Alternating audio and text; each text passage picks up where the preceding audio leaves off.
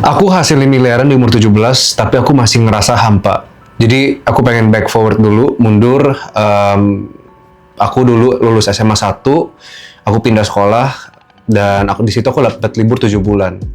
Dan di 7 bulan itu aku masih belum apa-apa, aku nggak mikir mau kerja, aku nggak mikir mau cari duit.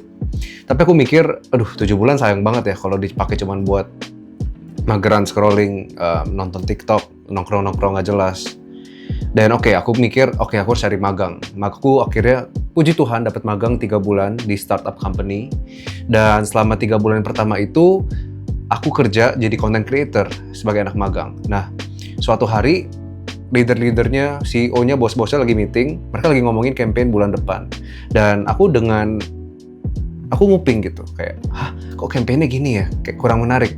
Akhirnya dengan beraninya aku samperin, dan aku bilang, kok boleh nggak aku kasih masukan? Campaign-nya kayaknya kurang menarik deh. Mereka semua langsung, gila lu, siapa lu? Gitu kan, masih anak magang, udah mau ngatur-ngatur campaign yang didiskusnya sama leader-leadernya. Tapi di situ untungnya mereka kasih aku ruang gerak, dan akhirnya aku pitch campaign aku. Padahal aku nggak tahu campaign ini bakal works atau enggak. Tapi puji Tuhan lagi dikasih ruang gerak, akhirnya bulan depannya hit all time sales. Dan di situ bener-bener kayak nge-trigger hati, pikiran aku, wow, kerjaan tuh seru banget. Di situ aku dapat kayak adrenaline rush, aku dapat kayak dopaminnya. Wah, aku pengen kejar achievement lagi. Jadi selesai magang 3 bulan, aku freelance dan part-time di mana-mana. Jadi rekornya aku tuh kayak part-time di 6 sampai 7 hal sekaligus gitu.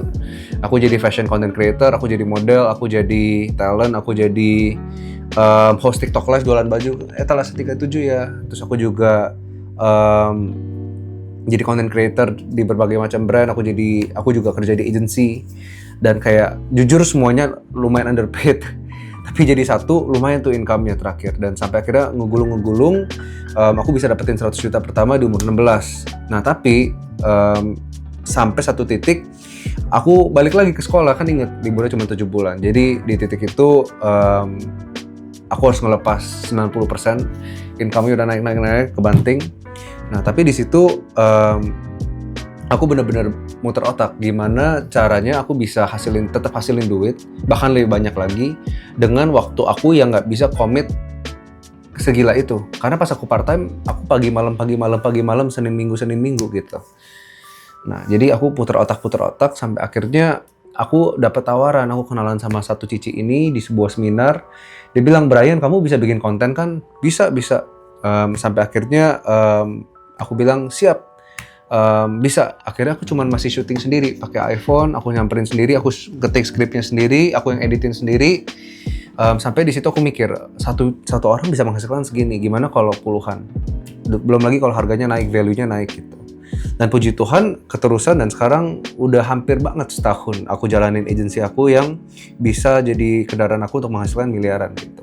Nah tapi kita lihat dari cerita tadi, yang aku selalu sharing moralnya adalah give excellence gitu. Maksudnya bisa aja mungkin gini, dulu hasil aku bagus, tapi aku di underpaid banget.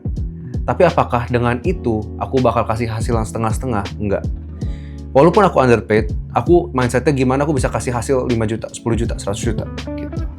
Manusia bisa melihat, dan disitulah dimana percepatan terjadi. Dan bahkan jika manusia nggak lihat, aku juga percaya Tuhan yang bakal lihat dan Tuhan yang bakal angkat.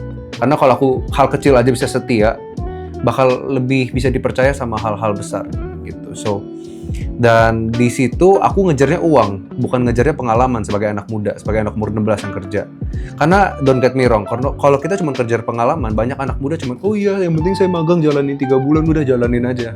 Tapi saat aku kejar uangnya, artinya aku pengen kasih excellence. Gimana kalau gaji aku misalnya cuma 1 juta, gimana aku bisa dapat gaji 2 juta bonus? Akhirnya aku ngejar uang, aku ngejar excellence, aku ngejar kasih value lebih, aku ngejar belajar untuk bisa kasih value lebih. Akhirnya apa? Dapat lebih banyak uang, dapat lebih banyak pengalaman, dapat dua-duanya gitu. Tapi sesuai intro di awal, setelah ini semua kadang aku masih ngerasa hampa karena rasanya begitu cepat, tapi bingung arahnya kemana gitu. Jadi backgroundnya itu sebenarnya dibilang aku butuh uang cepet banget di usia muda untuk selamatin keluarga aku dan lainnya, sebenarnya nggak juga gitu. Tanpa aku hasilin uang, fine-fine aja. Jadi ini sebenarnya aku pengen ngomong lebih vulnerable aja ke kalian. Dimana biasanya aku cuman bilang sisi depannya gimana, cuman mungkin keywordnya hampa ya. Hampa itu karena aku masih dalam proses eksplorasi, aku masih dalam proses journey. Jadi mungkin kelihatannya, oh udah nyampe sini. Tapi ternyata masih rasa hampa juga gitu. Aku masih mikir kayak, oke, dengan uang ini apa nih tujuannya? Apa grand tujuannya? Gitu. Karena satu sisi aku juga nggak mau ngerasa puas terlalu cepat. Tapi satu sisi aku juga lumayan diberkati dengan lumayan cepat gitu. Nah, karena aku tahu untuk kita bisa terlalu rasa puas cepet-cepet.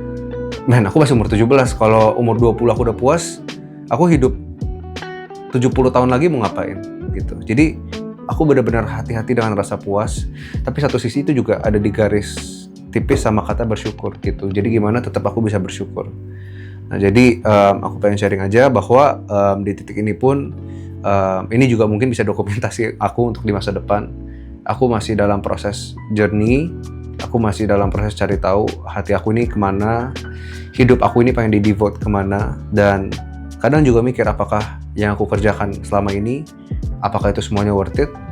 Karena jumlah yang dikorbanin kan juga udah gak perhitungan lagi, udah belasan jam sehari, setiap hari, terutama di usia muda di mana usia aku masih ya mungkin bisa punya banyak opportunity untuk hahaha bareng teman, main sama teman gitu. Dan ya udah pasti load-nya juga banyak, tanggung jawab megang tim, tanggung jawab megang klien, tanggung jawab kelola uang. So that's the work ethic, that's the pemikiran aku, itu yang aku rasakan. Pertama kali aku share se-vulnerable ini, dan let me know menurut kalian gimana.